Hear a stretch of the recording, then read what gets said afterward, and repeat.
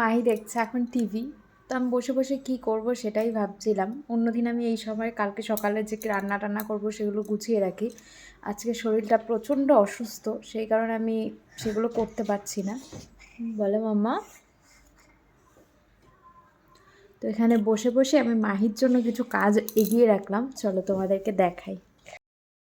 এই দেখো, এখানে আমি সমস্ত কালারগুলো সেট করেছি এই কেস পেন দিয়ে। তারপর সেই কালারগুলোকে এখানে লিখেছি, নামগুলো লিখেছি, যাতে ওকে আমার কালারটা চেনাতে সুবিধা হয়। আমি কালার কিভাবে চেনাবো সেটা বুঝতে পারছিলাম না, আরও করেছি, দেখাচ্ছি।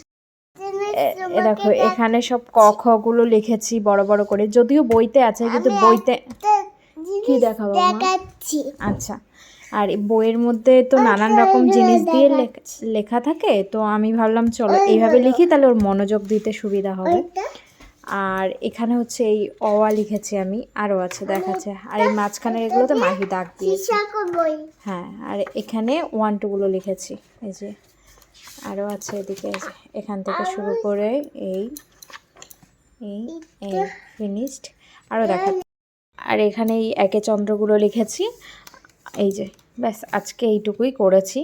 90 অবধি হচ্ছে, আর 100 অবধি আর করিনি। এইটুকুই পড়াশোনা করুক আগে। এখন শুধু এবিসিডি লেখা বাকি, লিখবো। প্রচণ্ড শরীরটা খারাপ, তো আর বসে থাকতে পারছি না, আবার পরে লিখবো। বাচ্চাদের জন্য কিন্তু এরকম করেও আমরা বাচ্চাদেরকে পড়াতে পারি। দেখা যাক ম্যাডাম কতটা পড়ে।